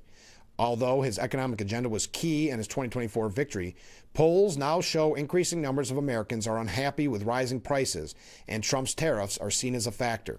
In response, the president is considering a plan to hand out checks to low and middle income families of at least $2,000, and the idea is being called a tariff rebate. My biggest regret about Friday is that Trump failed to note the shocking rise of anti-Semitism in New York and Mamdani's outrageous history of anti-Israel comments. The president's own record in helping to protect the Jewish state from Iran and Hamas doubles his credibility to speak with authority on the topic. He could have at least drawn attention to a situation that remains dangerously overheated, as proved again on Wednesday by the hate-filled harassment at a Manhattan synagogue. Still, for Mamdani, Friday capped a surprising and successful week as he prepares to take the oath January 1st. The other big, well-received development was his decision to ask top cop Jessica Tisch to remain on the job and her acceptance. They hold very different views on policing, which are inflamed by Mamdani's history of slurring cops as racist and violence-prone. But in a statement, after they met and agreed she would stay on, the next mayor said, "We share a commitment to delivering safety and justice in tandem, and a recognition on the fact that we are currently asking police officers to do more than simply police." Regrettably, he said Friday that he will keep the forces at its current 35,000 officers, while I agree with Tisch and Mayor Adams that an increase of 5,000 is warranted. That is true in part because of Tisch's focus on quality of life crimes and because the record declines in violent crime she's achieved do not constitute a final victory. Consider that by year's end, despite the improvements, the city is on pace to have suffered nearly 110,000 major crimes, including 300 murders. Hiring more cops is an obvious part of making Gotham even safer next year. So Mamdani did make sure that everyone knew on MSNBC's Meet the Press that he still thinks Trump is a fascist. In the press conference with President Trump, a reporter asked you whether you believe President Trump is in fact a fascist, a word that you've used in the past. You were about to answer. Then President Trump sort of jumped in and he said, "That's okay. You can just say yes. It's easier than explaining it." So, Mr. Mayor-elect, just to be very clear, do you think that President Trump is a fascist? Mamdani said, and after President Trump said that, I said yes. That's something that I've said in the past. I say it today. And I think what I appreciated about the conversation that I had with the president was that we were not shy about the places of disagreement, about the politics that have been brought to us in this moment. And we also wanted to focus on what it could look like to deliver on a shared analysis of an affordability crisis for New Yorkers. Welker said, "You've also said in the past that President Trump has engaged in, quote, attack on our democracy. You've called him a despot. Do you believe President Trump is a threat to the democracy?" Mamdani said, "Everything that I've said in the past, I continue to believe." Now, Hochul and Stefanik, as I mentioned earlier, had a back and forth on this. We're going to talk a little bit more about it. Keep those waves, keep those comments coming in. We got to take a short break. Hey, don't forget, by the way, tomorrow on the program, we'll be joined for a special segment on energy by Assemblyman Phil Palmisano. We've been looking forward to this for quite some time. So we'll be talking with Phil on tomorrow's broadcast. So get your questions, get your comments in.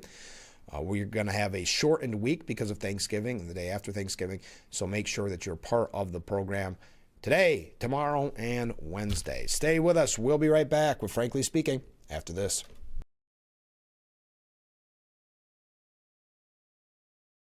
Your tap water is delicious. I know, right? It's this Culligan Smart drinking water system. What do you think is going on in there? I'm smelling a touch of chlorine. Yeah, I'm detecting some PFAS. I'm also getting notes of lead. Perfection. Sending it up. Here we go. Certified to reduce more than 70 contaminants. It's like having your own team of water experts. See the smart difference at Culligan.com. 10 p.m. somewhere. Do you know what your kids are doing online? Brought to you by Ferrario Jeep. Give kids time. Just 5 minutes a day. Ask them how they're feeling. And listen.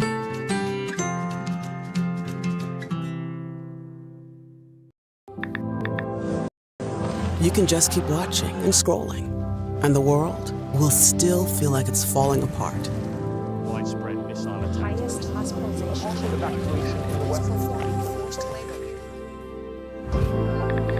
Or you can take action by joining a movement that's creating real and lasting change instead.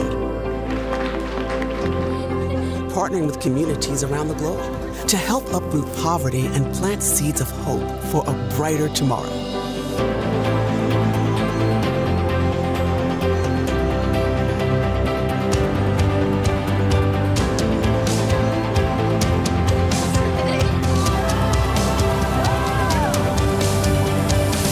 Because at World Vision, we believe that no situation is hopeless. Join a movement that's changing the world for good.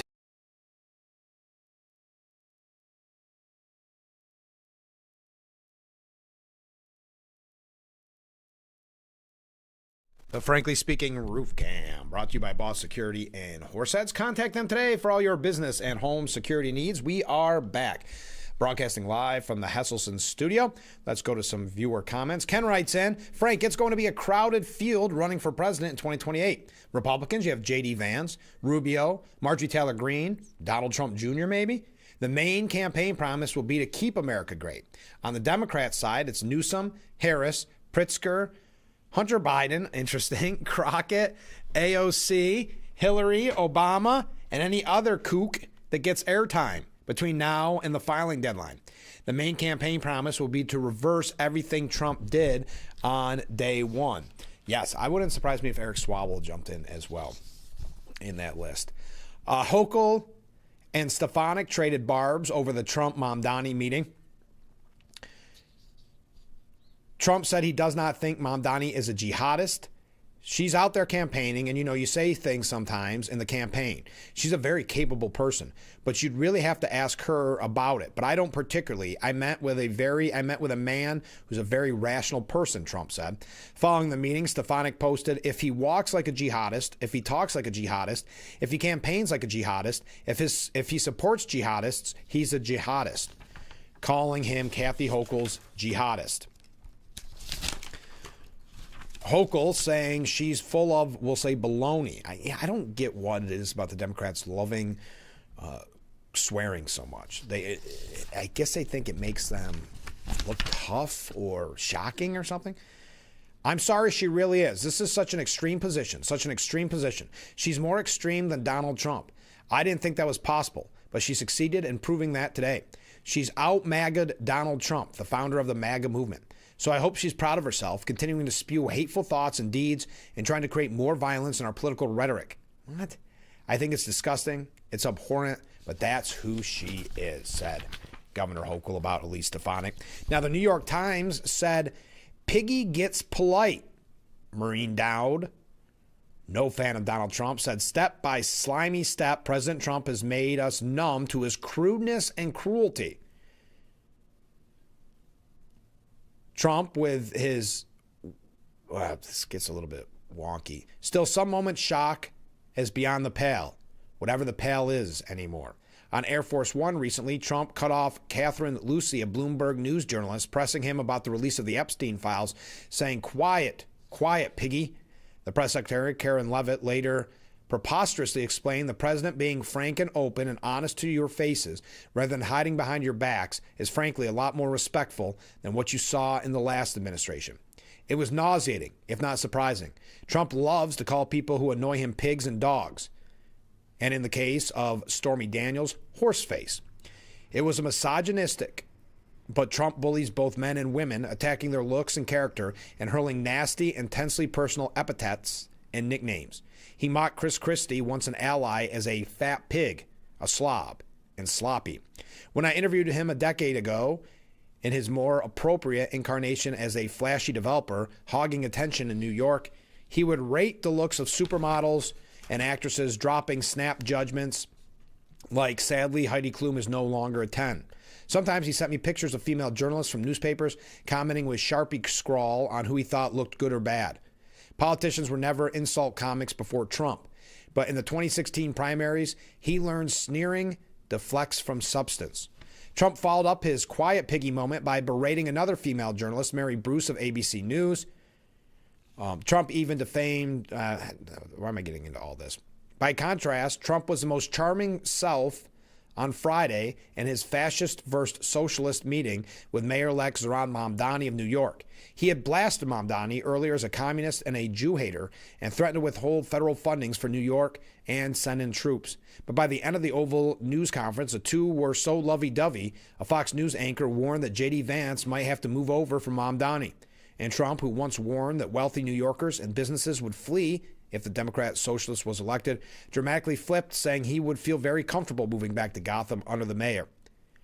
And it just proved that Trump admires charismatic winners more than he cares about ideology or consistency. Mamdani was prepared, focusing on their common ground while flattering Trump by noting his election statistics and hometown roots and avoiding dear leader fawning. He strategically embraced Trump as he touted the affordability issue, which the billionaire president loved. Seeing Americans, where did I go with this? Anyway, in emails Democrats released, Epstein wrote that Trump had spent hours at my house with one of the victims and that he believed Trump knew more than he had acknowledged and called Trump evil beyond belief. You know you're in trouble when someone evil beyond belief calls you evil beyond belief. And that's how it all wrapped up by Maureen Dowd. No fan, as you can tell, of Donald Trump. We've got a couple of things from the media, the very consistent with this hatred of the president. We'll talk about that. As I mentioned, don't forget, Assemblyman Phil Palmisano will be on the broadcast tomorrow, so get your questions in ahead of time. And stay with us. We'll be right back with Frankly Speaking.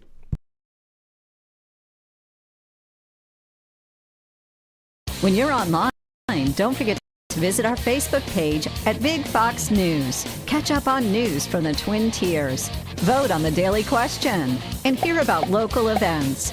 All on Facebook.com/Big Fox News.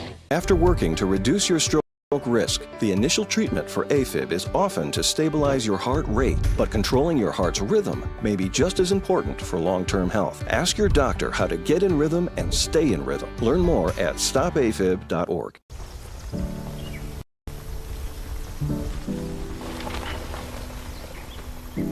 Sophia A., grade 4, absent, because transportation was absent.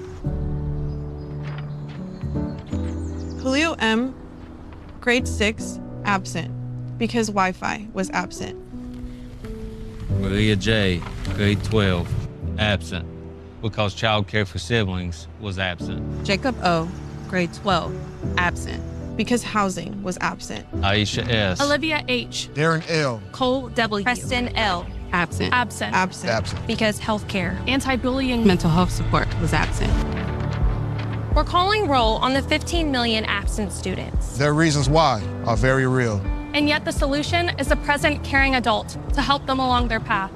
When communities and schools is present, 99% of our students are present and ready to learn.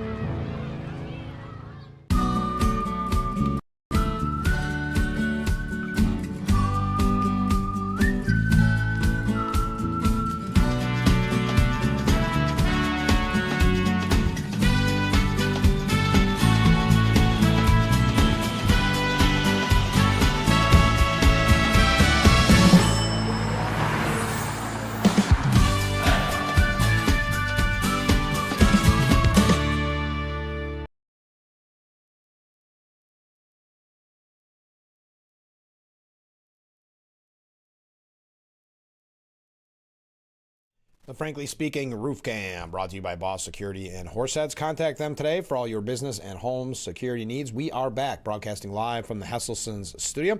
Comment from a viewer. Mark writes in, I believe the marriage between Trump and Mamdani will be short-lived, just like Trump and Musk. Let Mamdani upset Trump, and we'll see what happens. That's a good point. Speaking of Musk, did you see that Doge doesn't exist? We're going to talk about the media's rhetoric against Trump here in just a moment. But Donald Trump's Department of Government Efficiency has disbanded with 8 months left to its mandate, ending an initiative launched with fanfare as a symbol of Trump's pledge to slash the government size, but which critics say delivered few measurable savings. That doesn't exist, said Office of Personnel Management Director Scott Cooper. It is no longer a centralized entity. In the first public comments from the Trump administration on the end of Doge, the agency set up in January made dramatic forays across Washington in the early months of Trump's second term to rapidly shrink federal agencies, cut their budgets, or redirect their work to Trump's priorities. The OPM, the federal government's Human Resources Office, has since taken over many of Doge's functions, according to Cooper in documents reviewed by Reuters. At least 2 prominent Doge employees are now involved with the National Design Studio, a new body created through an executive order signed by Trump in August. That body is headed by Joe Gebbia, co-founder of Airbnb, and Trump's order directed him to beautify government websites. Gebbia was one of billionaire Elon Musk's Doge team, while Doge employee Edward Korstein encouraged followers on his X account to apply to join. The fading away of Doge is in sharp contrast to the government-wide effort over months to draw attention to it, with Trump, his advisors, and cabinet secretaries posting about it on social media. Musk, who led Doge, initially regularly touted its work on his X platform and at one point brandished a chainsaw to advertise his efforts to cut government jobs. This is the chainsaw for bureaucracy, Musk said at the time. But anyway, Doge doesn't exist and ends with 8 months left on the mandate. All right. Representative Jason Crow, a Democrat from Colorado, says that President Trump has a pattern of insightful, dangerous rhetoric. He said, we're going to take these seriously, but it's very disturbing stuff when you have the President of the United States threatening to execute and to hang and to arrest using his rhetoric. This rhetoric, people listen to it. We've seen before a pattern of insightful, dangerous rhetoric being used by the president and then people acting on that. You know, I lived through and experienced January 6th, a very similar dynamic. He's been doing this for years, saying things in total disregard for the outcome and what might happen when he throws this stuff out into the world. Rand Paul was on CBS's Face the Nation, and he said President Trump that when President Trump said the lawmakers could face the death penalty, he was reckless, inappropriate, and irresponsible. You know, everybody knows that the president is famous for his unfiltered social media. But if you take at face value the idea that calling your opponents traitors and then specifically saying that it warrants the death penalty is reckless, inappropriate, and irresponsible. There are a number of other ways to describe it, but it's not something that is helping the country heal wounds. I think it stirs things up, and really, I think we can do better. You know, I've been on the receiving side of this. Even my father, who's been retired for some time, has been on the receiving end of swatting. Police are called saying there's an emergency in the home, and the goal is to, have someone draw a gun and be killed as the police come in, supposedly to rescue someone who's not really in need of being rescued. So I think both sides have been doing this. And I think the language on treason and traitors, both the Republicans and Democrats, is, as I've said, reckless, inappropriate, irresponsible. Now, Trump hammered Democrats over the weekend who told the military to defy illegal orders. In his truth post, he said the traitors that told the military to disobey my orders should be in jail right now, not roaming the fake news networks trying to explain what they said was okay. It wasn't and never will be. It was sedition at the highest level, and sedition is a major crime. There could be no other interpretation of what they did. Many great legal scholars agree that the Democrat traitors that told the military to disobey my orders as president have committed a crime of serious proportion. Scott Bessent said that lawmakers and that video message to the military members helps our enemies. He said President Trump accused these lawmakers of, quote, seditious behavior punishable by death. Press Secretary Karen Leavitt said that every order President Trump gives is lawful. Are you confident that every order that President Trump gives is lawful? Scott Bessent, Treasury Secretary, said, Kristen and what I am confident of is this is a display of gross negligence here, and that there are 2.1 million service members, and you're probably going to say these off-the-rail representatives have gotten death threats. What about the 2.1 million service members? They put their lives at risk. There is one commander-in-chief, and when you step outside of a chain of command and try to create via noise and chaos, that only helps our enemies. So again, Welker pressing him, saying, do you think every order that Trump gives is lawful? He said, I'm confident of that. And I'm also confident that this was a complete mistake. They should retract it. Elise Slotkin admits Trump has not issued illegal orders to the U.S. military. When asked if Leavitt's answer was accurate, Slotkin explained that Democrats put the statement out because there are allegedly a sheer number of troops and young officers questioning what they should do. Let's talk right now. Do you believe President Trump has issued any illegal orders?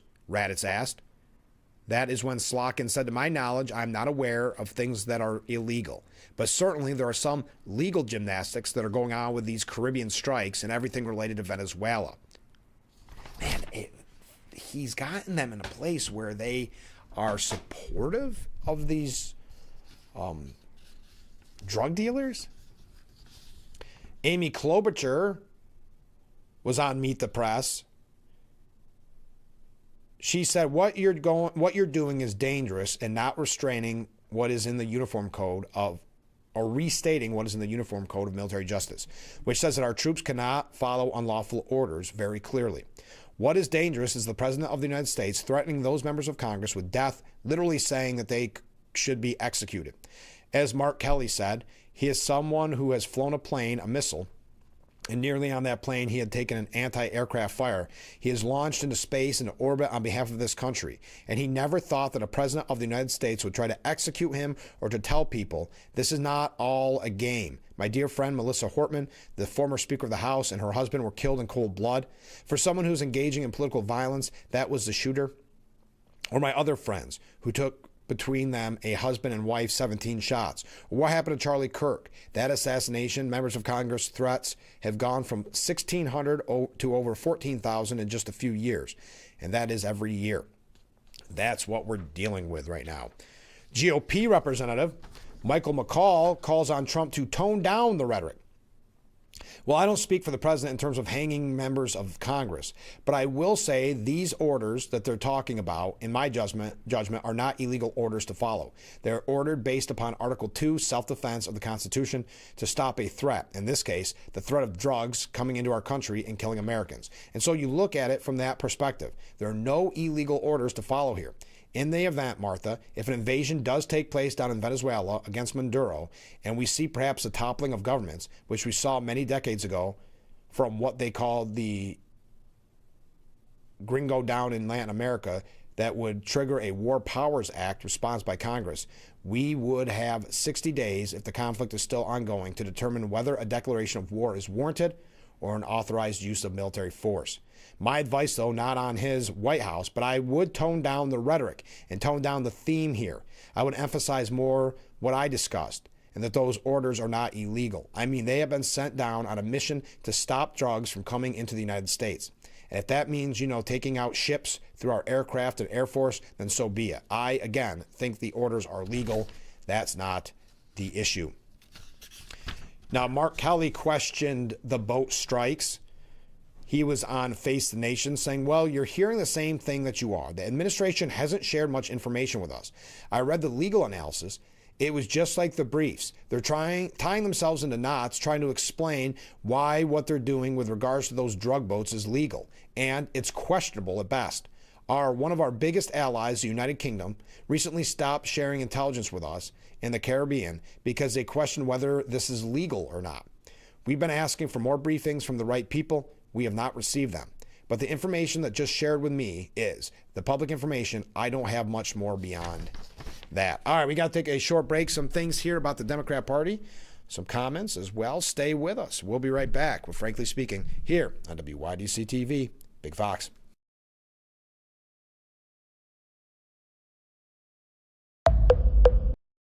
You lather, rinse, moisturize, repeat, and repeat. But it never feels like enough. It's not your products. It's your water. Hard water leaves a mineral residue that clogs pores and dries out hair. Culligan water softeners remove damaging minerals, revitalizing brittle hair and dry skin. Upgrade your shower and skincare routine with Culligan, water you love.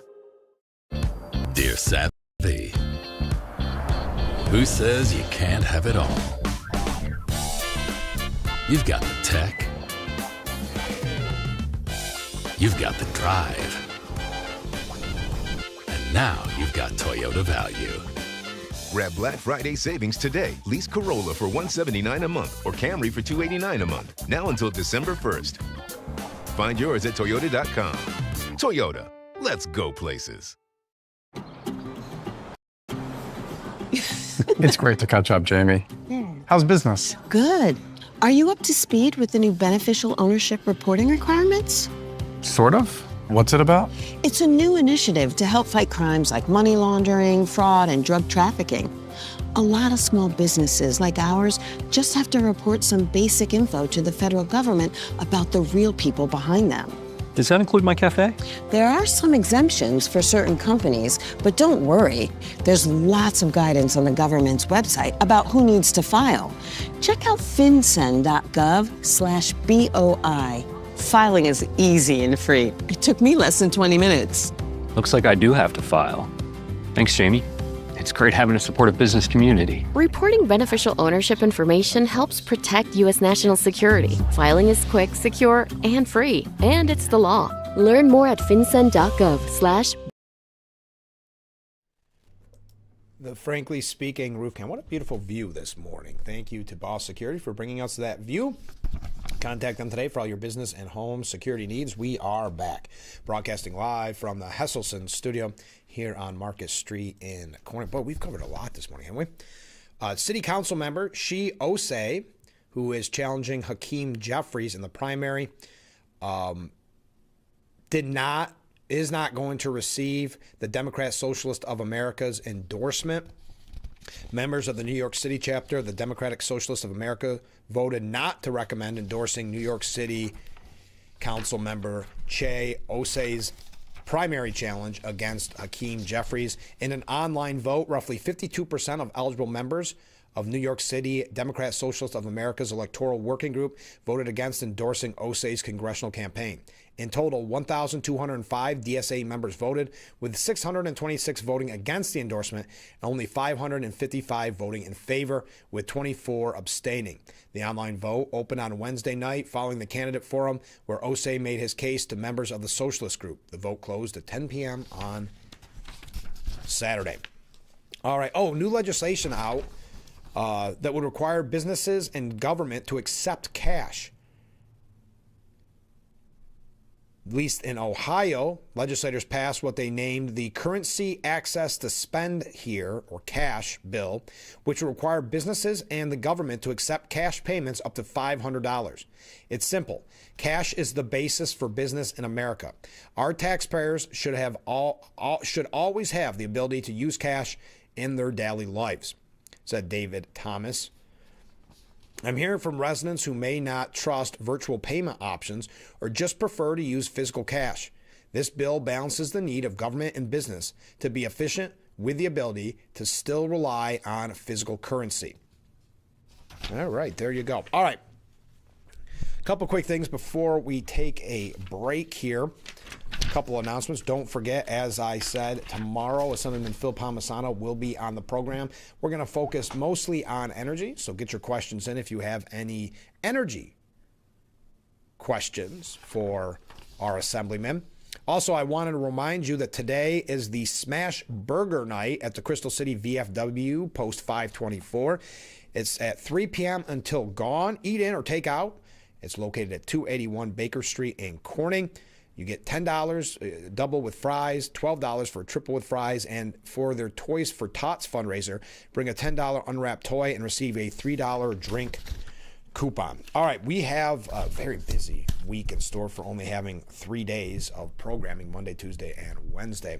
But we're going to have some special guests coming up in the next few days. Don't forget, mark your calendar, December 12th is the Salvation Army Telethon. We're trying to break last year's record haul of what I think last year we raised $10,000. This year we're looking to raise $6,000, but that generous donor who is going to match everything up to $6,000. So that means if you donate, let's say $100, it's kind of like you donated $200. So if we can raise $6,000 here, plus that $6,000 match, we're looking to raise the record amount of $12,000 this year. So please donate if you don't mind. I should probably always put that up on the screen, huh? If you don't mind to donate, contact me. I can pick up a check, or you can mail it here to 33 East Market Street. Drop by if you're on Market Street. We've got the kettle right here on our desk. And then make sure you tune in on the 12th to check out all the great music from our friends like the Crystal Chords and others. We're going to have a lot of special guests as well. So don't miss out on that. A couple of quick things. We're going to talk about New York issues when we come back. We also got, this is interesting. Listen to this, and maybe you heard of this. It shows you a little bit of how upside down New York City is.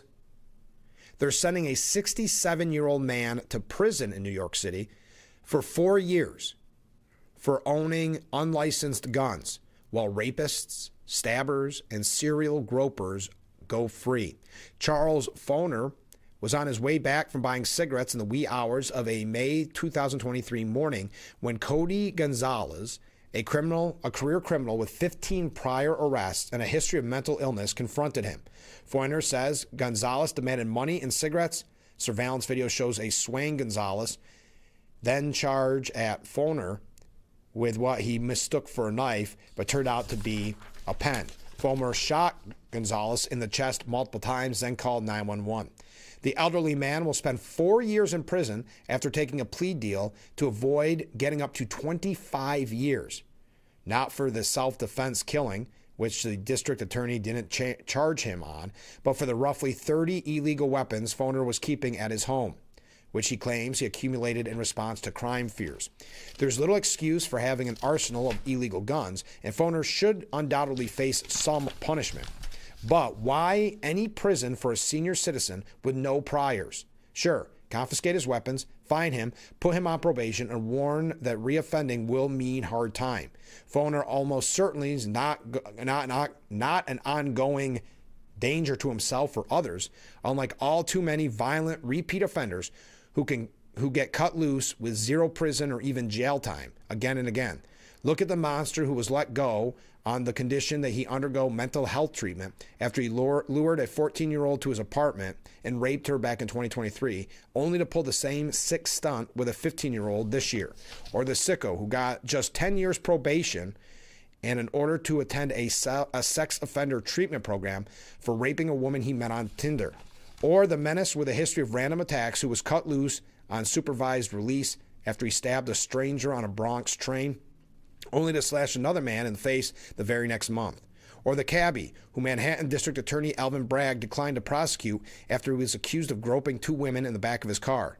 How did all of these true threats to society get lighter punishments than a guy who had illegal guns for his own self-protection? Gonzalez himself was a repeat offender who'd likely be alive today if the system had done its job and either jailed him or forced him into treatment for his mental illness.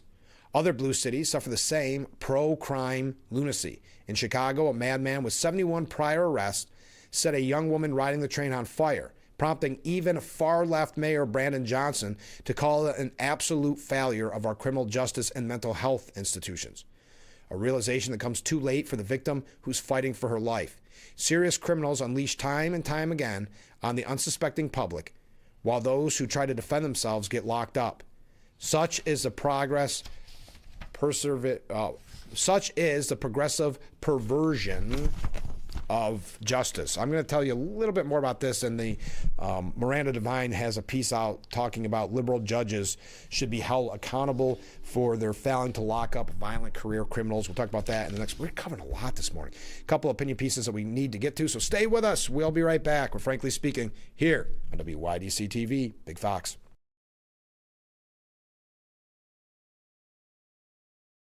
You know, William, with the name Camille growing up, I had a lot of nicknames. Camille Schmiel, Cammy, Camera, Cam. Oh, I remember. Cam on the Lamb. Chameleon. Charles. That was a weird one. Did you have any nicknames? Bill. Bill. Yeah, I guess that's it.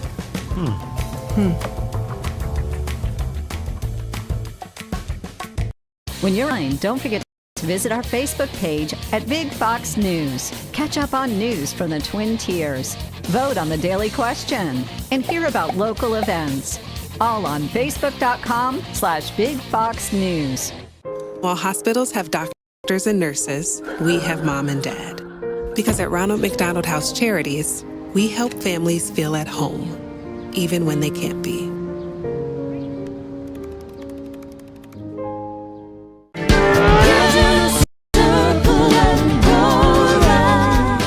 Youth Clubs provides professional and technical assistance to all our affiliate clubs all around the world. We already have 44 countries that are behind us providing safe spaces for kids, but there are 160 other countries we'd like to reach out to. Yeah. Right, Rod? Exactly. We need you to help fund the World Youth Clubs and make their dream come true.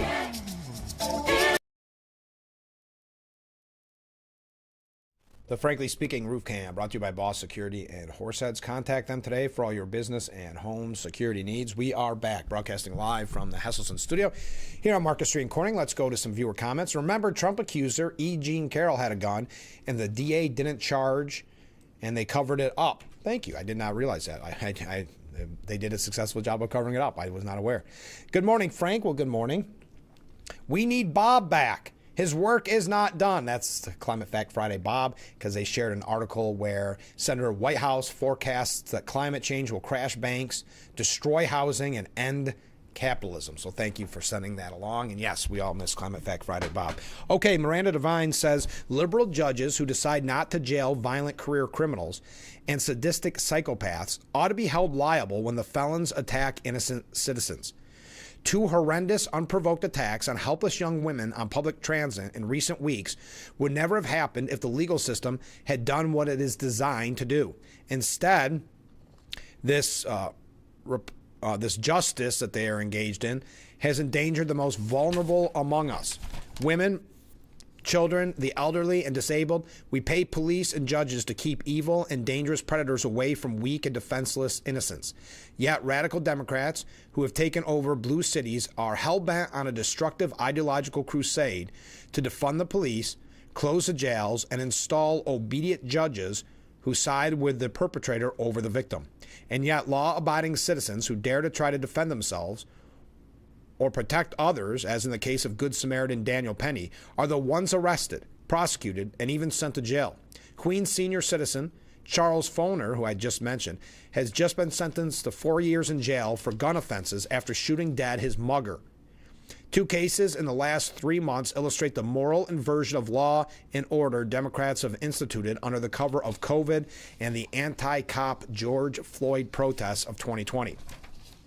Bethany McGee was severely burned on her face and body when she was doused in gasoline and set on fire on Chicago's L train last week, in what authorities have called a barbaric and premeditated attack by a repeat felon who had 72 arrests on his rap sheet, including aggravated arson and multiple felony battery convictions.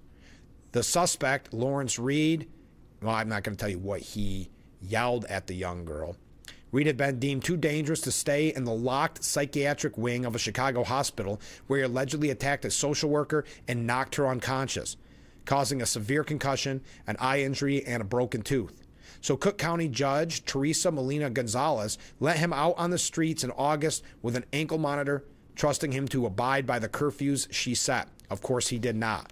According to court transcripts obtained by Chicago crime website CWB Chicago, the prosecutor objected to releasing Reed, warning that electronic monitoring would not protect the social worker victim or the community from another vicious, random, and spontaneous attack. But Judge Melino Gonzalez blithely replied, "I can't keep everybody in jail because the state's attorney wants me to." According to the website, at the time he allegedly set McGee ablaze, Reed had already violated his curfew for 12 hours with impunity, as he has done multiple times previously. Now he's been charged with terrorism offenses, but it's too late for McGee. Her life will never be the same. And she goes and gives some more examples of this. Cops and doctors are held liable for their mistakes. Judges would soon put public safety first if they faced any consequences for their reckless decisions. All right, we've got, and speaking of that, before we take a break, a North Carolina anti-ICE protester was met with swift justice after allegedly dumping a drink on the head of a cop keeping the peace at a demonstration. Emily Cervantes Ramos, 18 years old, was tackled to the ground and hauled away in handcuffs just moments after she appeared to whack a police officer in the head on Friday afternoon. She was one of about 75 people who turned out to demonstrate against immigration operations being carried out by ICE in nearby Charlotte. Most of the protesters were students from nearby A.L. Brown High School who walked out of class to join. It remains unclear whether Ramos was a student herself, but the protest began mostly peaceful, police only arriving as a standard safety measure. But footage from the scene captured tensions flaring as demonstrators shouted insults at a police officer they claimed had been taking photos of them. "You're not even an officer, you're just a no-life blank," one person said. The officers stood silently until Ramos appeared to run up from behind and roughly slam a full plastic cup over his head. She then split, with the officers following in hot pursuit and the crowd close behind. Ramos was quickly tackled to the ground and officers surrounded the scene as she was handcuffed. Ramos was charged with assault on a government official and resisting police officers. Nobody else was arrested at the protest. Soon after her arrest, a GoFundMe page emerged to raise funds for her family and made no mention of her alleged drink smashing. There you are. We got to take a short break. Stay with us. We'll be right back with Frankly Speaking after this.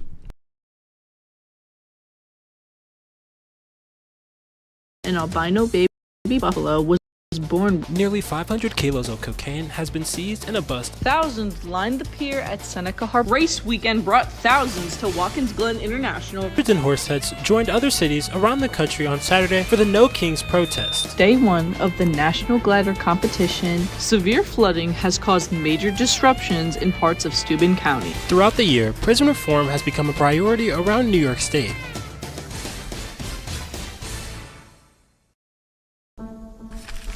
This world is a beautiful place. Protecting it requires balancing our needs with the planet's health. At the heart of this balance are North America's wetlands. These bustling ecosystems are teeming with hundreds of species of plants and animals. This variety of life, known as biodiversity, is an indicator of our ecosystem's health.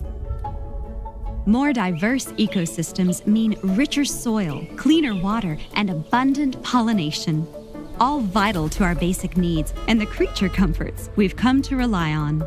At Ducks Unlimited, conservation unfolds through collaboration across the continent, striving for solutions that benefit both wildlife habitats and our communities. Join us in shaping a sustainable future for our ecosystems, communities, and economies. Visit ducks.org/wetland benefits. A public service from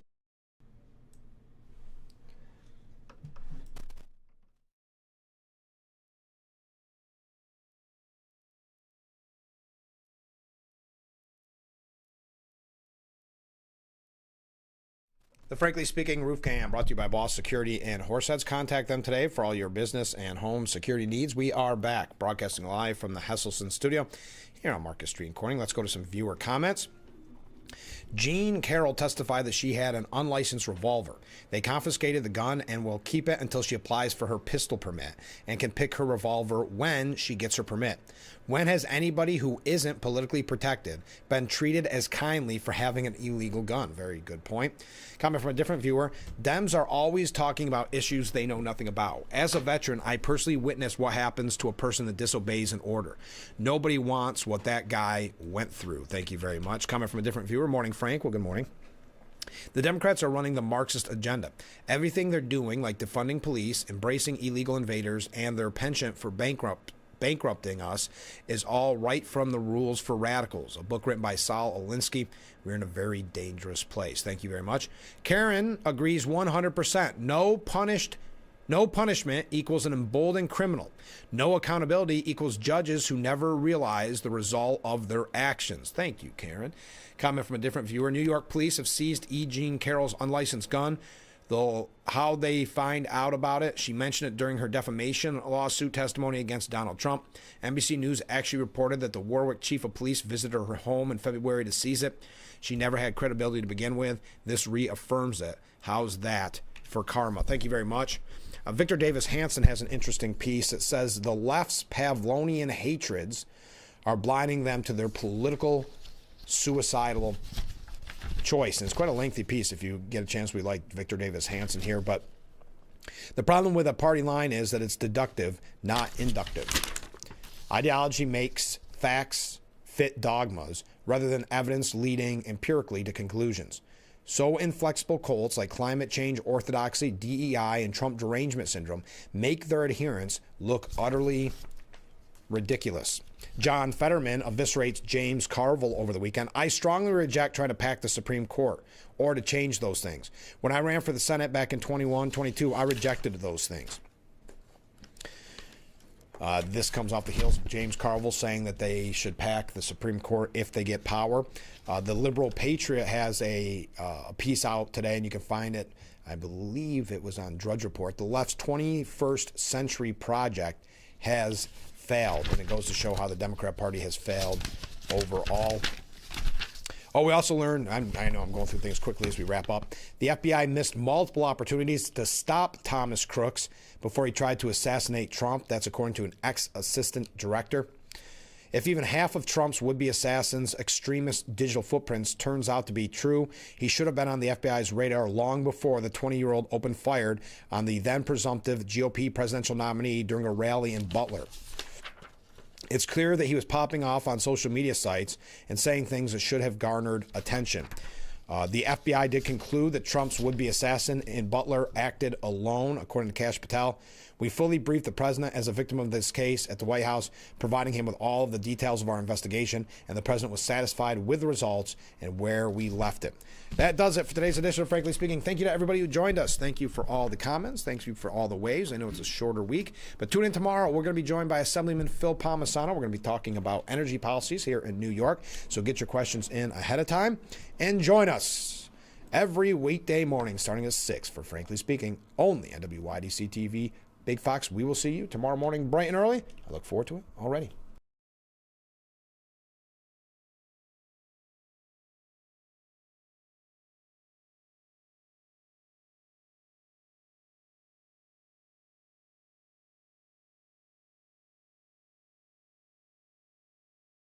In the heart of nature, collisions happen when you least expect them. Deer hits can turn a tranquil drive into a chaotic moment. When the unexpected happens, turn to Scott's Collision. At Scott's Collision, we understand the frustration of unexpected encounters with wildlife. From dense to more extensive damage, we've got you covered. When nature and your vehicle collide, trust Scott's Collision to bring it back to life. Black Friday needs only one thing. It's time to start hot tubbing with your very own Hesselson's Hot Tub. Start making every day better by relaxing and being stress-free with hot water therapy in your very own backyard. With savings up to $5,000, why wait? Plus, 0% interest financing options up to 5 full years. All floor models must be sold at huge discounts as 2026 models are arriving daily. Don't wait, as Hesselson's annual Black Friday sales event will end Saturday at 5 p.m. After 70 years, it's still fun to poke in the corners at Hesselson's.